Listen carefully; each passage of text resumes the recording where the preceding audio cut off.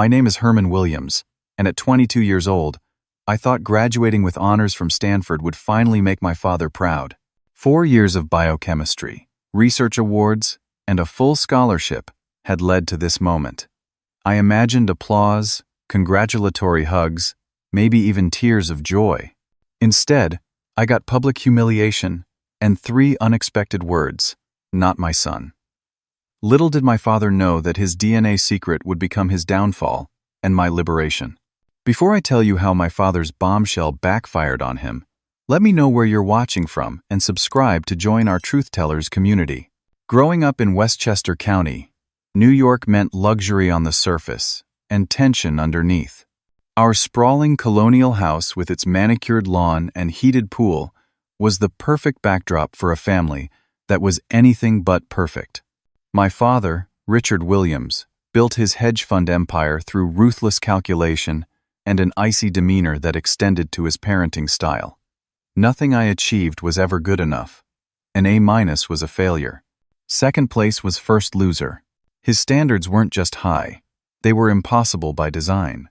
When I was 8, my mother died from cancer, and within 18 months, my father married Judith, a socialite whose family connections expanded his business network considerably. She never pretended to love me, but she excelled at maintaining appearances. Her perfectly coiffed blonde hair and perpetual country club smile concealed the coldness beneath. Together, they created a household where emotional warmth was considered weakness. Their son, my half-brother Theo, arrived when I was 12.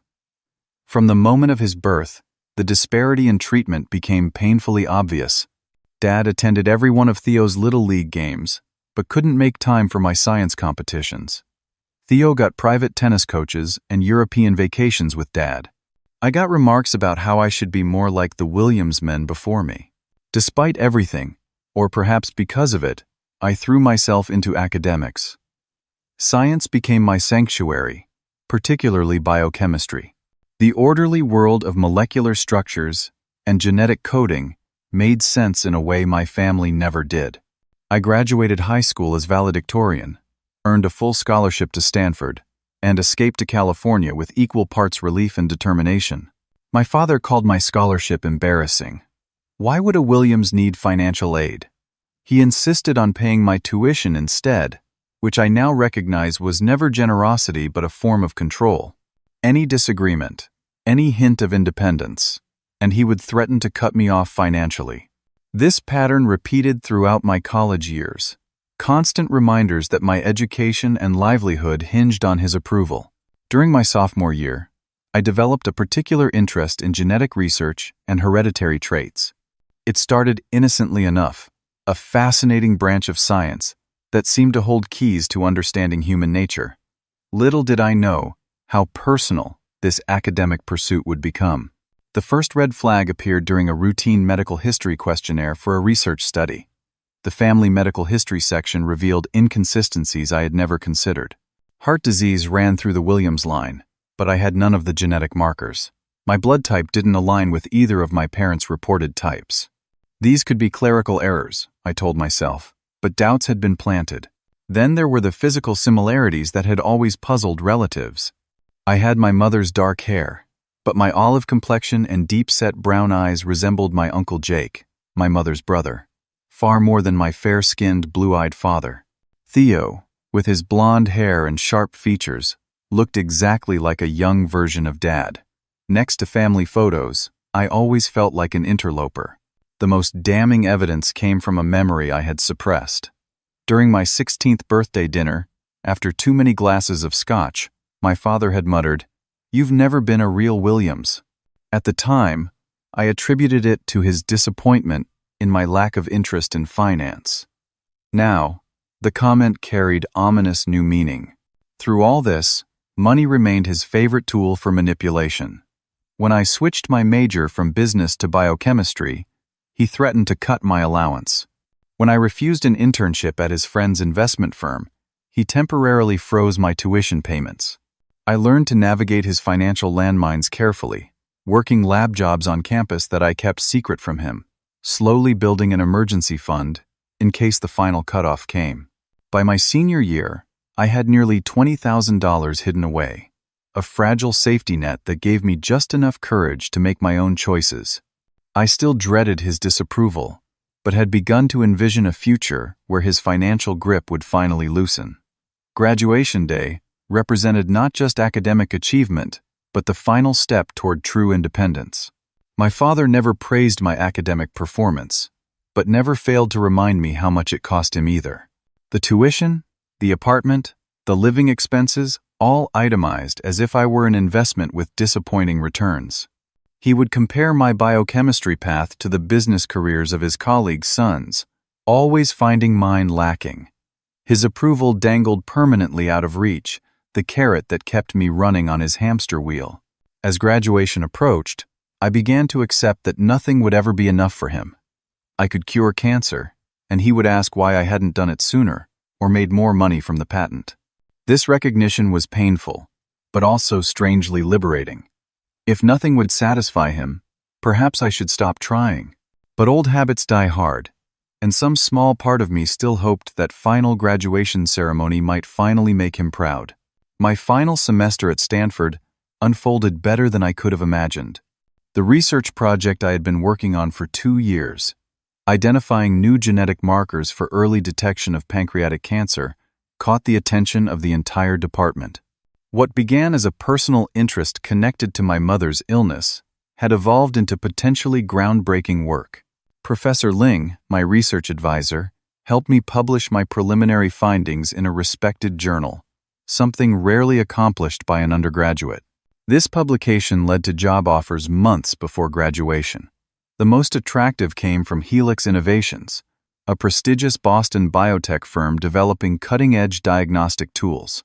Their offer included not just an impressive starting salary but also funding to continue my research.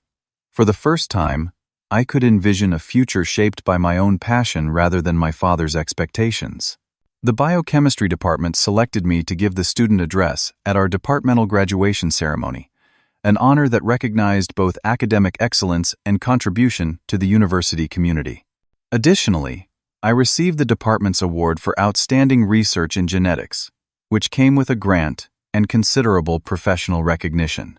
These achievements validated years of work and sacrificed social life. I felt genuine pride that had nothing to do with seeking my father's approval. Despite our strained relationship, I made consistent efforts to bridge the gap with my family as graduation approached. I called home regularly, though conversations with my father rarely lasted more than 5 minutes before he needed to take another call or attend a meeting.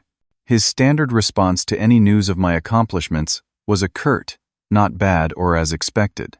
Still, I persisted in sharing my life and research breakthroughs, clinging to the faint hope of connection. For his 55th birthday, I sent a rare first edition book on financial history that cost nearly 2 months of my lab assistant salary. His thank you was a text message 3 days later. For Christmas, I mailed thoughtfully selected gifts for everyone. Judith got a silk scarf from a designer she had mentioned. Theo received limited edition sneakers he had been talking about, and Dad got a vintage bottle of scotch from the year he founded his company.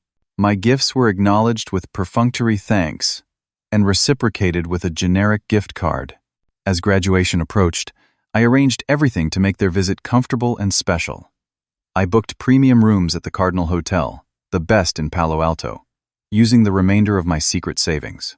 I made dinner reservations at Nobu, my father's favorite restaurant, for after the ceremony. I even arranged for a luxury car service to transport them from the airport to the hotel, a detail I thought my father would appreciate given his complaints about California traffic during previous visits. The week before they arrived, I sent my father a handwritten letter. In it, I thanked him for the opportunities he had provided, acknowledged our differences, and expressed hope that we might find a better way forward after graduation. I wrote about my job offer and research prospects with enthusiasm, but without apology for the path I had chosen. The letter was my olive branch, carefully crafted and deeply sincere. He never mentioned receiving it. What I couldn't have anticipated was the accidental discovery that would change everything. The research lab required regular DNA samples for testing procedures, and lab members often served as control subjects. During a routine analysis of genetic markers, my own DNA sample displayed some unexpected results. At first, I thought it was a procedural error, but repeated tests confirmed something impossible to ignore.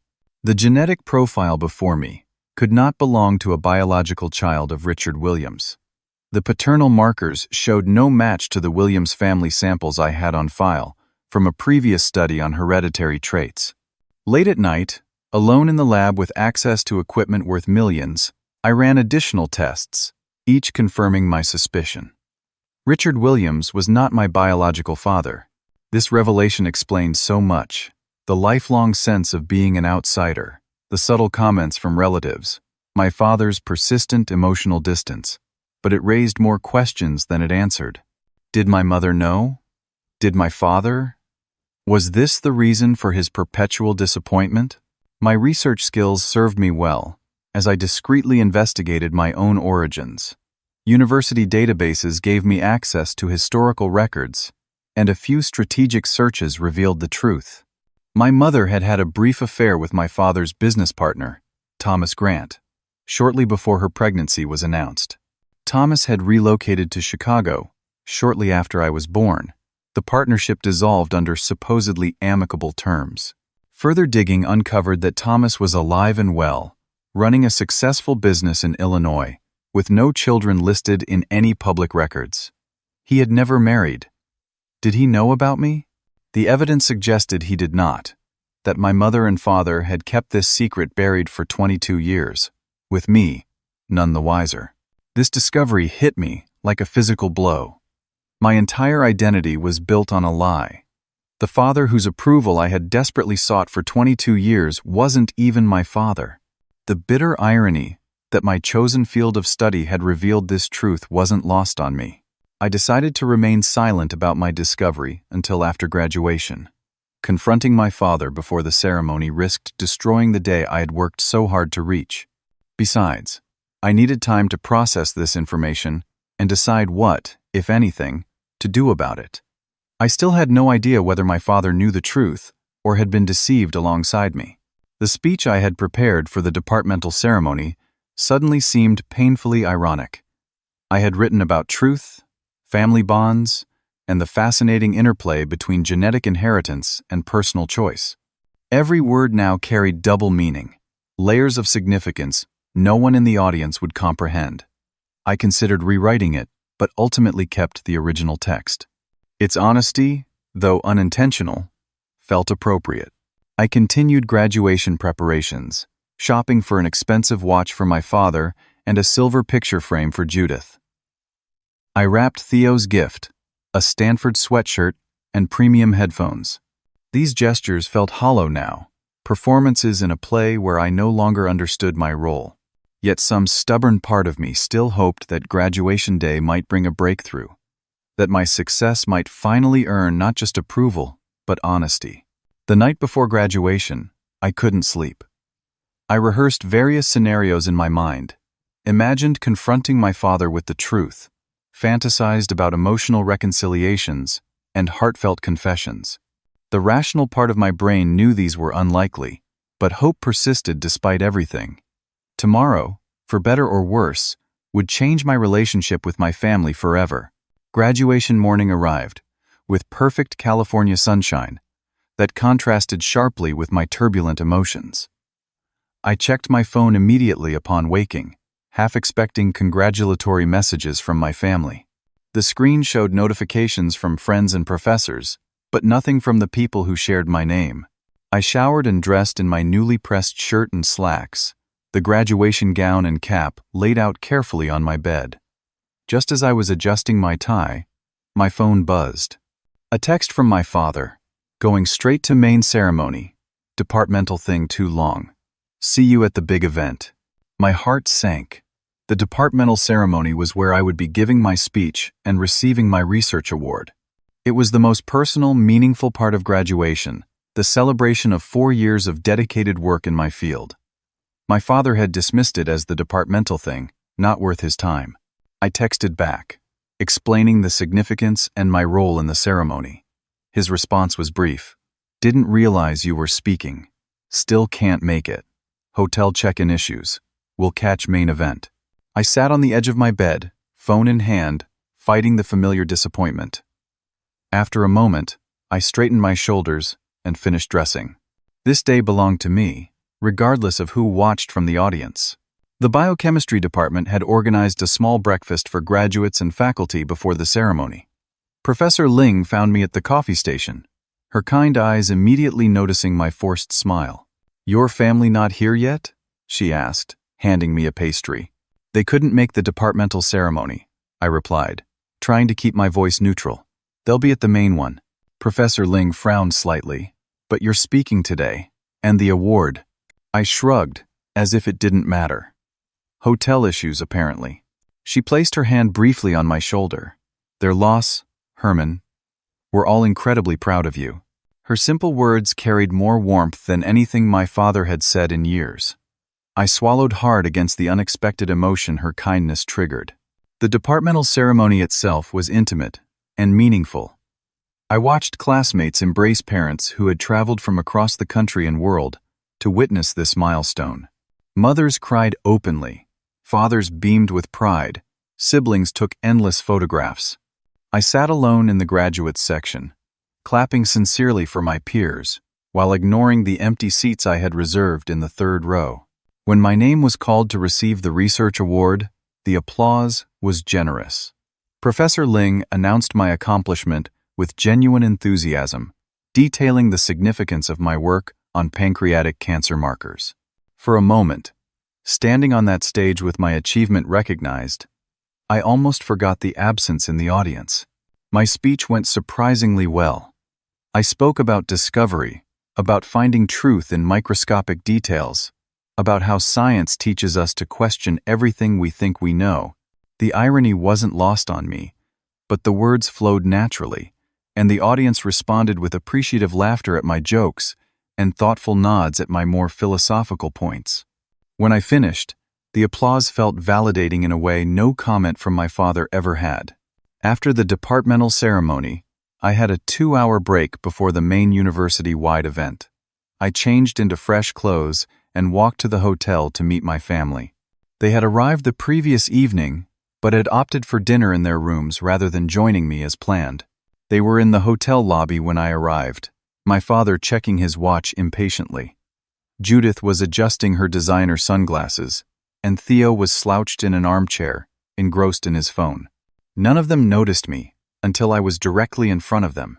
"Finally," my father said, standing to shake my hand formally, "you're cutting it close."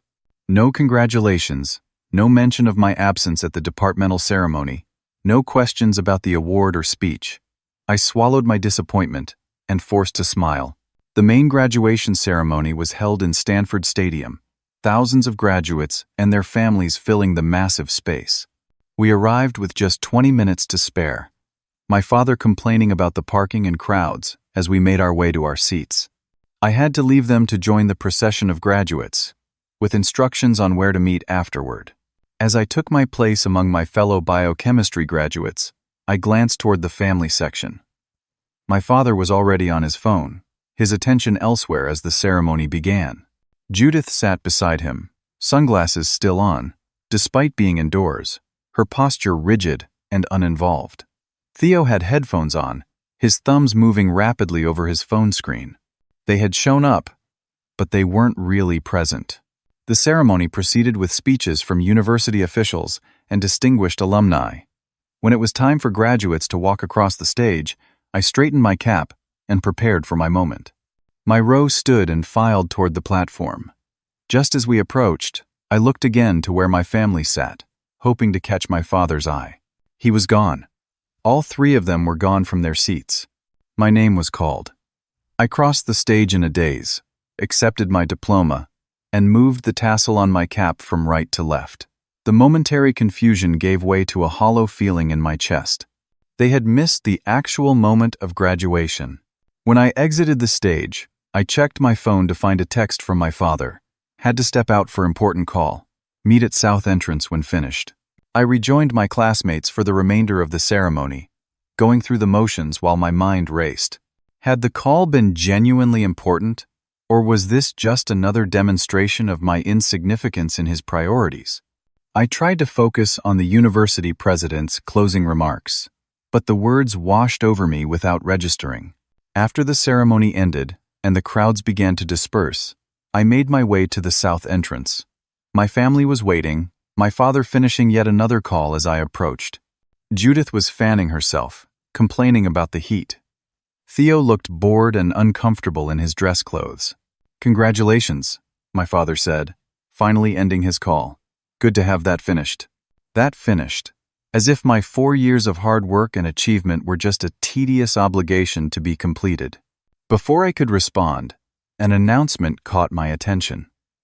The biochemistry department was hosting a reception for graduates and their families, with special recognition planned for award recipients. I had completely forgotten about this event in the disappointment of the main ceremony. "We should go to the departmental reception," I said. "They're recognizing the award winners again." My father checked his watch. "I made dinner reservations at 7. That doesn't leave much time for another ceremony." "It's not a ceremony," I explained.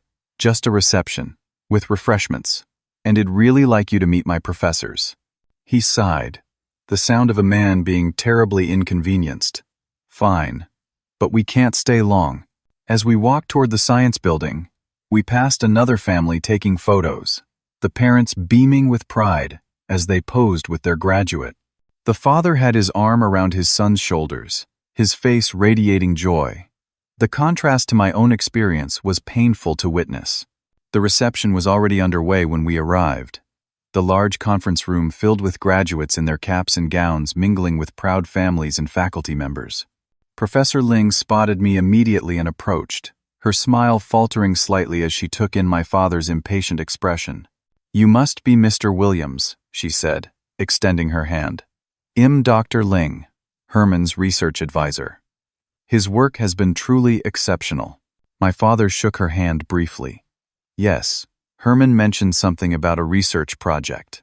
A research project that earned him the department's highest honor," Professor Ling added, her voice taking on a slight edge, "and has already been published in the Journal of Genetic Medicine. Quite unprecedented for an undergraduate." "Interesting," my father replied, his tone suggesting it was anything but. Herman always did enjoy his science experiments. Dr. Ling looked at me with a mixture of sympathy and indignation on my behalf. I gave her a small smile that I hoped conveyed my gratitude for her support. As we moved through the reception, I introduced my family to other professors and classmates. My father made minimal conversation, checking his watch or phone every few minutes. I overheard him speaking to a colleague's father, responding to congratulations with a dismissive I expected no less. As if my achievements were predetermined, rather than earned through countless hours of dedication. The department chair announced that refreshments were available and that award winners would be recognized again in 20 minutes. My father immediately pulled me aside. "We need to have an important conversation before this award thing," he said, his voice low but insistent. "Family business." The seriousness of his tone sent a wave of anxiety through me. Had he somehow discovered that I knew the truth about my paternity?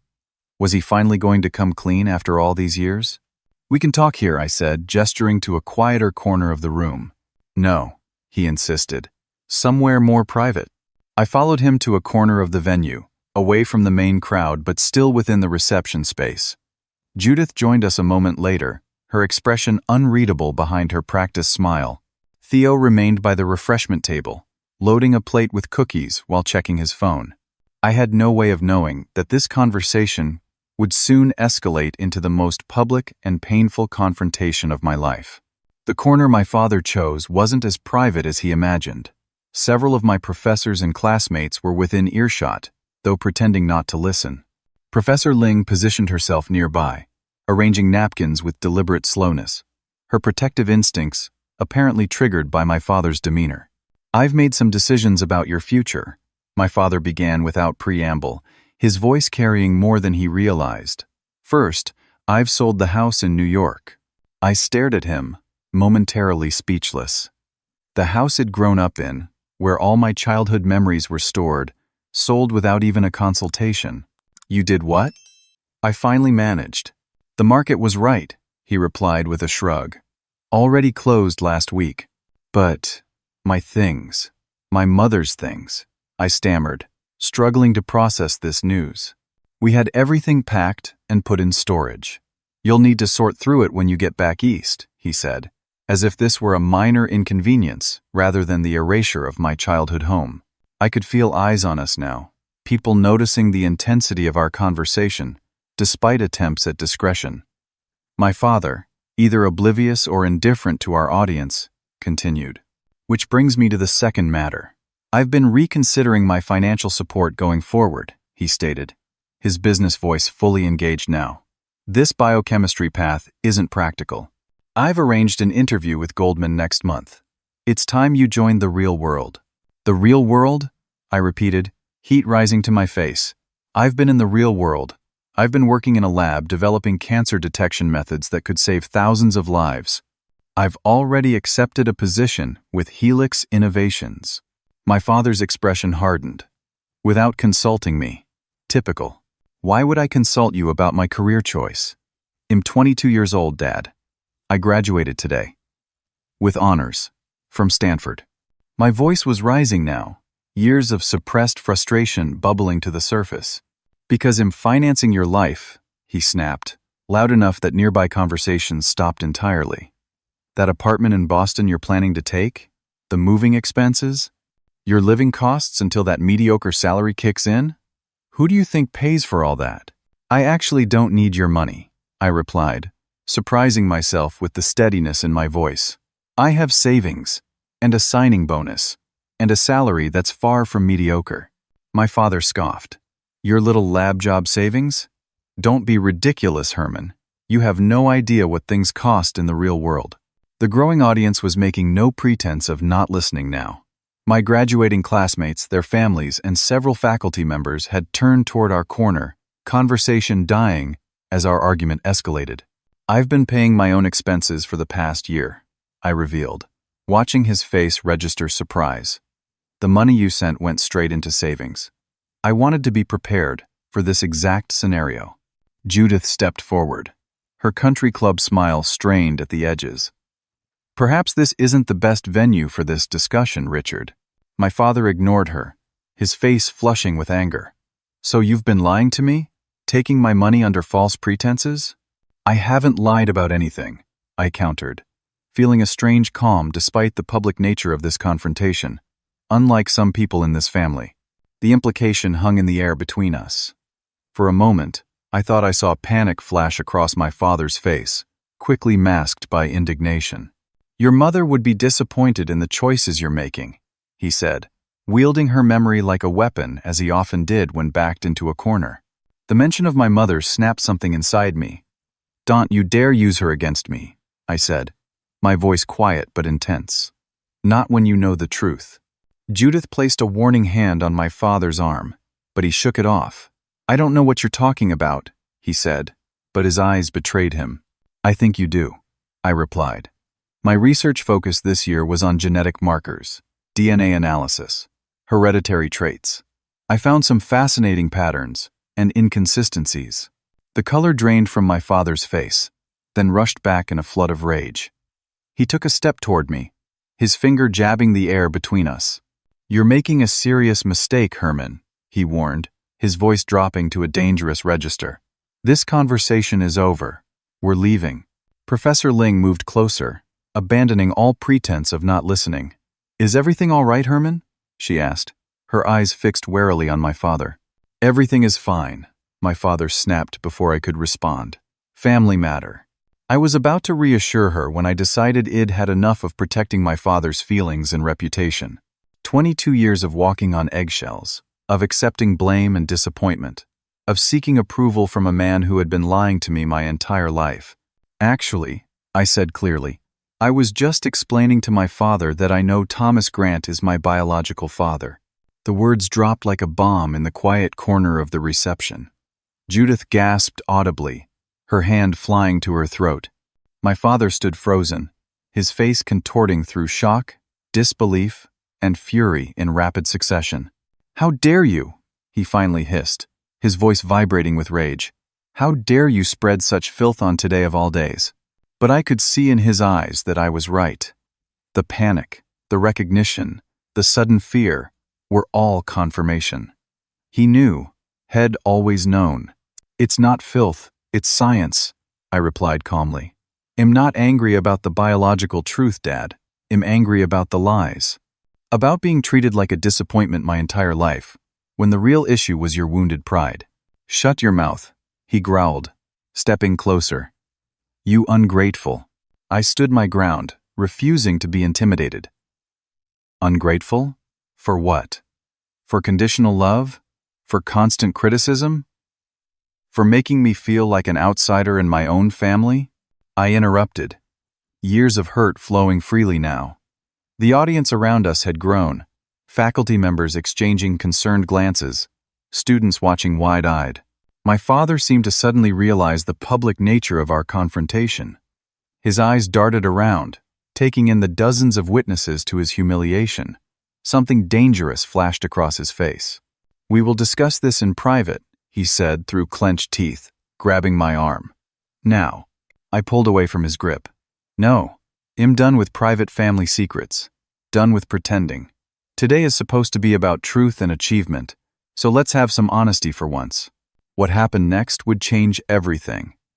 My father, always so controlled, so concerned with appearances, completely lost his composure. He shoved me backward, hard enough that I stumbled into a nearby table, sending glasses crashing to the floor. The room went silent.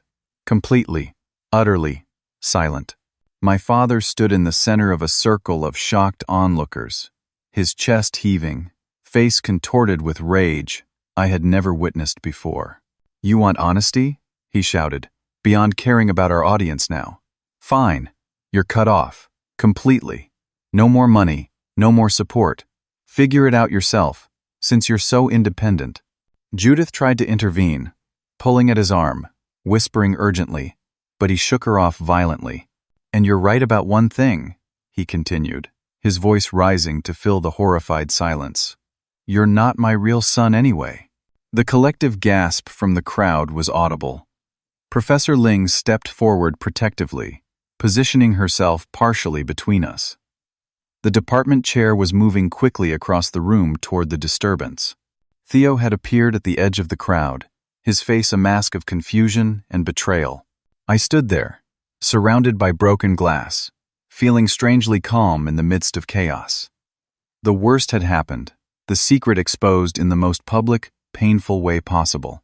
And yet, I felt a weight lifting. The pretense was over. The silence following my father's outburst seemed to stretch endlessly. Every eye in the room was fixed on us, witnessing the complete implosion of the Williams family facade. Professor Ling had moved to my side, her hand on my shoulder in silent support. The department chair had reached our group, but stopped short, unsure how to address the unprecedented situation. I looked at my father, still red-faced and breathing heavily, Judith clutching his arm with white knuckles. Then I looked around at my professors, mentors who had guided and believed in me, at my classmates, friends who had shared late nights in the lab and celebrated breakthroughs, at the parents of other students, their faces showing shock and secondhand embarrassment. And I smiled. It wasn't a happy smile, or even a vindictive one. It was the smile of someone finally liberated from a lifetime of lies. I straightened my shoulders, brushed glass fragments from my graduation gown, and walked deliberately toward the podium at the front of the room where award recipients were scheduled to speak. The crowd parted silently as I passed. I could feel my father's glare boring into my back, could hear Judith's urgent whispers trying to contain the damage. But for once, I wasn't concerned with their reactions or approval. I had nothing left to lose. Reaching the podium, I opened my folder containing both my prepared remarks and the documents ID brought as insurance, never truly believing I'd need them. The microphone squealed slightly as I adjusted it, drawing everyone's attention forward. Since we're sharing DNA secrets today, I began, my voice steady and clear through the speakers. Perhaps we should be thorough about it. My father started moving toward the exit, pulling Judith with him, his face a mask of fury and panic. From the podium, I continued as if I didn't notice. It's true that Richard Williams is not my biological father, I confirmed, watching several jaws drop among those who hadn't been close enough to hear the initial confrontation. But that's actually the least interesting DNA secret in our family. I removed a stack of papers from my folder and held them up. My father froze halfway to the door, his expression changing from anger to something I had never seen before: fear. For my senior research project, I had access to advanced genetic testing equipment, I explained, keeping my tone conversational, almost academic. When I discovered the truth about my paternity, I became curious about other family genetic patterns. What I found was educational. My father was moving again, more urgently now, but the crowd had thickened and blocked his path. People were too invested in the unfolding drama to step aside easily. Richard Williams has fathered at least 2 other children outside his marriage, I continued, watching Theo's head snap up in shock. One in Connecticut, currently 16 years old. Another in Florida, age 11. Gasps rippled through the room. Professor Ling looked pained but made no move to stop me. This had gone beyond a family squabble into something raw and unstoppable. I removed another document from my folder. But the DNA evidence is actually the less damning discovery. I turned to a different page. These financial records show regular payments to these children's mothers over the past 16 years, payments that didn't come from personal accounts. I looked directly at Judith now, whose perfectly composed facade was crumbling visibly. You might be interested to know that these payments were processed through the company trust fund, funneled through offshore accounts to avoid taxation. The same accounts that handle those special client investments you've been so worried about the SEC discovering. Judith's face turned white as the implications registered. Not just infidelity but financial fraud that could implicate her as well. She gripped my father's arm so tightly her knuckles seemed to disappear. These payments total over $2 million over 16 years, I continued, turning to yet another document. Money taken from investors without their knowledge. I'm not a finance major, but I believe that's called embezzlement. Pandemonium erupted then. My father lunged toward the podium but was blocked by several faculty members who moved protectively in front of me. Judith had begun a rapid retreat toward the exit, phone already in hand. Theo stood frozen in shock, looking younger than his 16 years as his family imploded before his eyes. The department chair finally reached the microphone, gently suggesting we take a break before the awards presentation. But the damage was done. My father and Judith fled the reception as colleagues stared openly, their professional and social circles witnessing their disgrace in real time. I stepped away from the podium, suddenly exhausted but strangely peaceful. Professor Ling approached, her expression a mixture of concern and grudging respect. "That was quite something, Herman," she said quietly. "Are you all right?" "I am," I replied, surprising myself with how true it felt. For the first time in my life, I think I actually am. Across the room, Theo broke away from his paralysis and approached me hesitantly, his face streaked with tears. "Did you know?" he asked, his voice cracking. "About the other kids?" The anger I'd harbored toward my privileged half-brother dissolved at the sight of his devastation. He was as much a victim of our father's deceptions as I was. "I just found out recently," I told him gently. "I'm sorry you had to learn like this." He looked at me with new eyes, as if seeing me clearly for the first time. "Did Dad know? About you not being, you know?" I nodded. He knew from the beginning. Mom had an affair with his business partner before I was born. Theo absorbed this, visibly processing the implications. "So all this time, when he treated you differently than me, it wasn't your fault," I assured him. "None of this is your fault." The department chair approached us then, handling the bizarre situation with remarkable professionalism. He suggested we might want to step into his office for some privacy, away from the curious stares of those still lingering at the reception. I agreed gratefully, placing a hand on Theo's shoulder as we followed him out. As we left the reception hall, I caught a glimpse of my father and Judith in heated argument with several colleagues in the parking lot, gesturing wildly as they attempted damage control. I felt no satisfaction in their distress, only relief that the truth was finally exposed. In that moment, standing in my graduation gown surrounded by broken family illusions, I realized something important. The family I had been seeking approval from had never truly existed. It had been a carefully constructed facade, maintained through lies and manipulation. And now that the facade had crumbled, I was finally free. The department chair's office became a sanctuary from the chaos unfolding across campus. Professor Ling brought us water and sat quietly while Theo and I tried to process the seismic shift in our family structure. Theo alternated between anger and confusion, asking questions I often couldn't answer about our father's deceptions. "Has he been lying about everything?" Theo asked, his voice small and hurt. "Our whole life?" "I don't know," I admitted. "But I think it's been a long time since truth was his priority." Through the window, we could see my father and Judith getting into their rental car, both on phones, faces grim with panic. No goodbye, no attempt to check on Theo. Their priority was clearly damage control rather than family. The department chair, Dr. Sullivan, cleared his throat gently. "Herman, given the circumstances, we can postpone your award recognition if you'd prefer." I shook my head. "No need. This day has been 15 years coming. I'm not hiding anymore." Professor Ling smiled approvingly. "You'll need somewhere to stay tonight, I assume?" "I'll figure something out," I said, already mentally cataloging friends who might have space on their couch. "Nonsense," she replied firmly. "My guest room is yours for as long as you need it. My wife makes excellent breakfast." Her simple kindness nearly undid me after the emotional violence of the day. I accepted with genuine gratitude. Theo's situation was more complicated. At 16, he couldn't simply walk away from our parents, no matter how appealing that might seem in the moment. "What about me?" he asked, the reality of his situation dawning. "I have to go back with them, don't I?"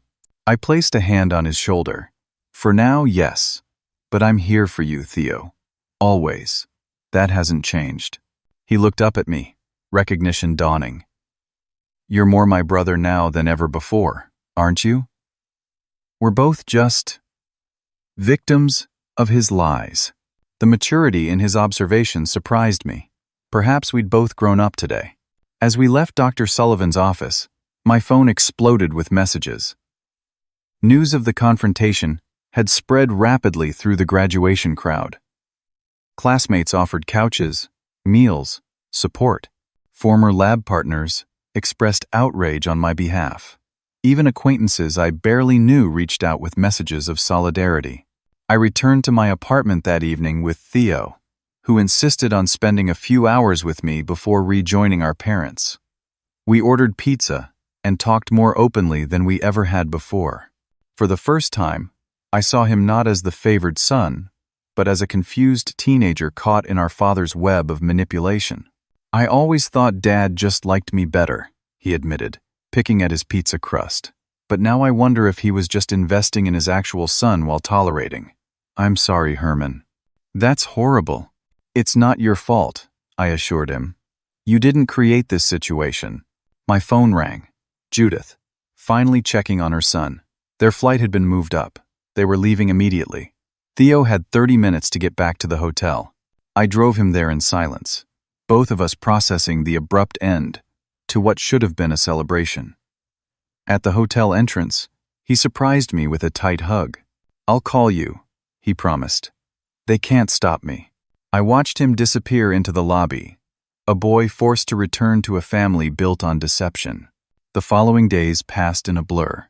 Professor Ling and her wife welcomed me into their home with warmth and zero pressure to discuss the graduation debacle unless I wanted to. I slept for nearly 14 hours the first night, my body finally releasing years of tension. Meanwhile, the fallout expanded beyond our family. News traveled quickly through my father's professional circles. Several colleagues called me, ostensibly to check on my well-being, but clearly fishing for details about the financial improprieties I'd mentioned. I answered truthfully but briefly, having no desire to become the center of a scandal. 3 days after graduation, I received a call from an unfamiliar number. It was a Securities and Exchange Commission investigator, requesting a meeting about certain financial arrangements at my father's firm. The evidence I'd discovered while researching my paternity had apparently triggered serious concerns about investor funds. My father didn't call. Not to rage at me for the exposure. Not to attempt damage control. Not even to check if his younger son was okay. His only communication was through lawyers, demanding I return or destroy all proprietary financial documents in my possession. I forwarded these requests directly to the SEC. Judith filed for divorce 8 days after graduation. The news came through Theo, who called whenever he could escape his parents' notice. According to him, she'd moved to their Hamptons house and was cooperating with authorities to protect her personal assets. The carefully curated Williams family had disintegrated completely. I remained at Professor Ling's for a week before my lab partner Sanjay offered his spare bedroom until my Boston apartment was ready. My mother would disown me if I didn't help, he explained with a grin. Besides, I've got a job lined up in Cambridge too. We can road trip east together. The biochemistry department created a temporary research assistant position for me, providing immediate income while I prepared for my move. Several faculty members quietly contributed to a graduation gift fund that covered new professional clothes and moving expenses. Their support was subtle but meaningful, offering practical help without making me feel like a charity case. Alumni networks activated on my behalf, connecting me with Stanford graduates at Helix Innovations, who offered advice and assistance with relocation. One even had a cousin renting an apartment in Boston who was willing to waive the security deposit given the circumstances. The extended Stanford family stepped in where my biological one had failed. The most unexpected support came from my mother's brother, Uncle Jake, who contacted me after 15 years of separation. He'd seen a social media post about the graduation incident from someone in attendance. "Your father cut us all off after your mother died," he explained during our first phone call. "Said it would be easier for you to adjust without reminders. We tried to stay in touch, but the letters were returned, phone numbers changed. I'm so sorry we weren't there for you, Herman." The revelation of yet another lie stung, but also explained the absence of my mother's family throughout my childhood. Uncle Jake sent photos of my mother I'd never seen, stories I'd never heard. Each one was a precious gift, helping me reconstruct the woman I'd lost too young. Theo called daily, our relationship transforming from distant courtesy to genuine brotherhood. He reported that our father rarely left his study, that lawyers and financial advisors came and went constantly, that the atmosphere in the house was like waiting for a bomb to explode. 2 weeks after graduation, I received an email that changed everything again. After considerable internal debate, I had sent a carefully worded message to Thomas Grant, the man identified as my biological father. I hadn't expected a response, viewing it more as closure for myself than the beginning of a relationship. His reply came at 2 a.m. "I just received your email and couldn't wait until morning to respond. I had no idea you existed. None. Your mother and I." It was brief, and I moved to Chicago immediately after at Richard's insistence. "I never knew she was pregnant. I never knew about you. I would give anything for the years we've lost. Can we talk?" We scheduled a call for the following day. I barely slept, alternating between excitement and anxiety. What if he was disappointed? What if this was another rejection waiting to happen? Thomas called exactly on time. His voice was warm, with a slight Midwestern accent acquired over decades in Chicago. He asked questions about my life, my studies, my interests, listening intently to every answer. Not once did he mention my father or express bitterness over the deception. His focus remained entirely on getting to know me. "I never had children," he explained, emotion making his voice rough. "Not for lack of wanting them. Just never happened. And all this time, I had a son." By the end of our 2-hour conversation, we had planned a meeting in San Francisco before my move east. Thomas would fly out the following weekend. "I know I can't make up for 22 years, he said before we hung up, "but I'd like to try to be in your life now, if you'll let me." For the first time since discovering the truth about my paternity, I felt hope rather than hurt. The revelation that had shattered one family connection might lead to building another. As I prepared for this meeting, packing my apartment and wrapping up research projects, I realized something important. Family wasn't just about DNA. It was Professor Ling opening her home without hesitation. It was classmates rallying around me in crisis. It was Sanjay's mother sending care packages from India for a boy she'd never met. It was Uncle Jake reclaiming his role in my life after years of forced absence. And perhaps it would include Thomas Grant, the biological father who had never known I existed but immediately wanted to be part of my life when he learned the truth. The family I had desperately sought approval from was crumbling under the weight of its own lies. But something new, and potentially more authentic, was emerging from the ruins.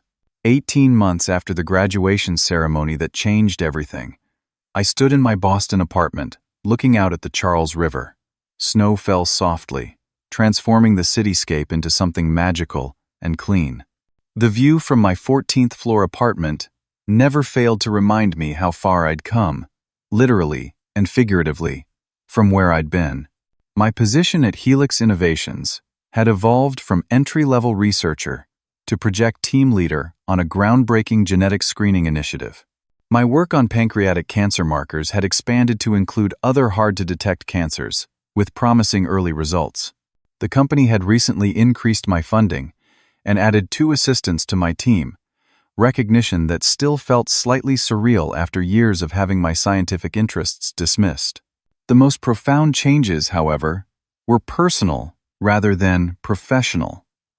My relationship with Thomas Grant, my biological father, had developed with a naturalness that surprised us both.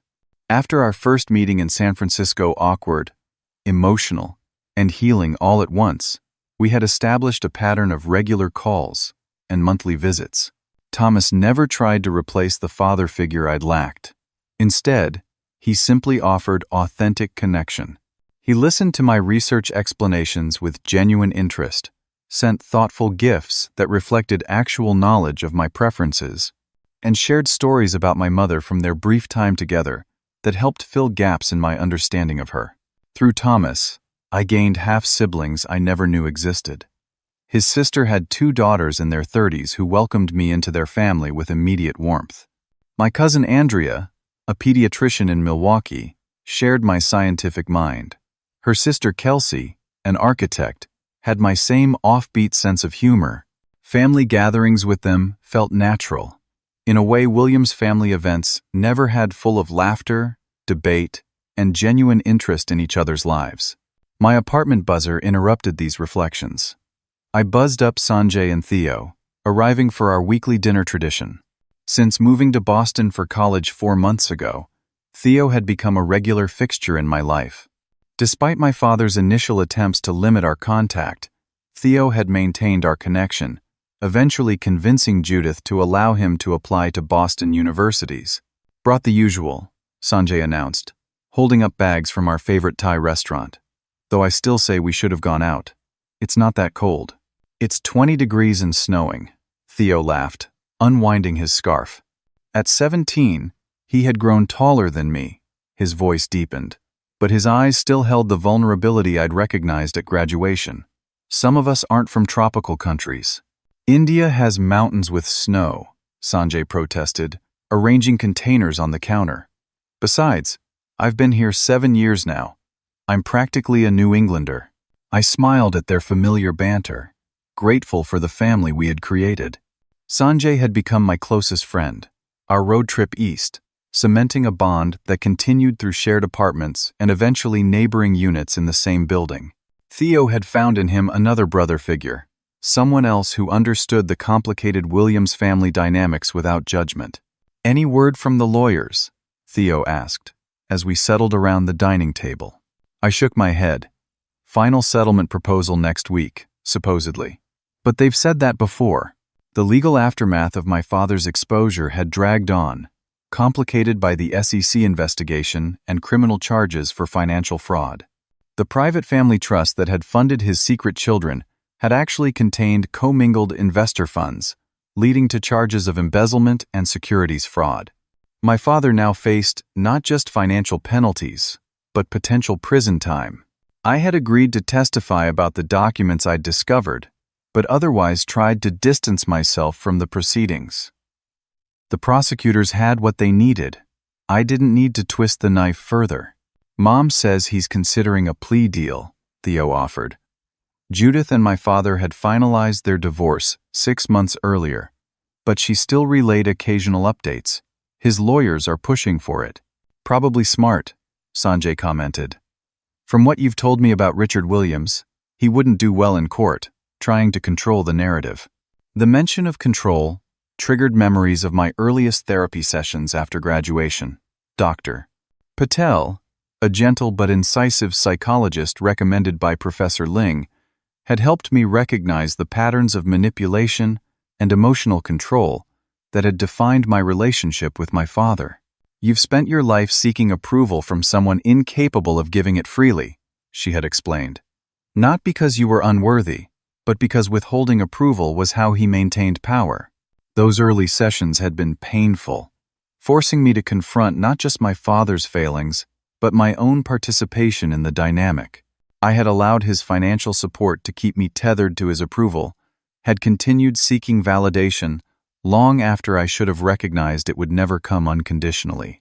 Healing began, not when I exposed his secrets, but when I stopped needing him to be someone he could never be. The process wasn't linear. Some days brought anger so intense I could barely function. Others brought grief for the father-son relationship I'd never have. Occasionally, I even felt guilt for the public manner of my revelation. Though Dr. Patel gently reminded me that the consequences stemmed from his actions, not my disclosure of them. Earth to Herman, Theo waved his hand in front of my face. You disappeared on us. I smiled apologetically. Just thinking about how much has changed since graduation. For the better, Sanjay said firmly, raising his glass. To family we choose. We clinked glasses in our weekly ritual, one that had taken on deeper meaning as our bonds strengthened. Theo had flourished away from our father's critical eye, discovering passion for environmental science and photography.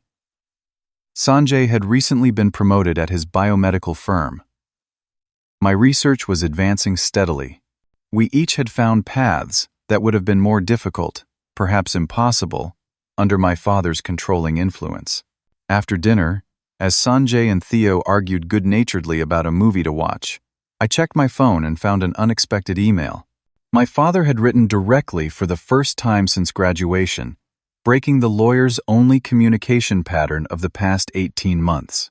The message was brief. I've accepted a plea agreement. 5 years, minimum security, financial restitution. Wanted you to hear it from me. The facts you disclosed were accurate. I've lived with lies so long I almost believed them myself. This isn't an apology that would require more self-reflection than I'm capable of, but it is an acknowledgement. You deserved better than what I gave you. R.W. No mention of love, no request for forgiveness, no attempt to rebuild a relationship, just a cold acknowledgement of facts, delivered as if concluding a business transaction. Yet it was more honest than any communication we'd had in my 22 years as his son.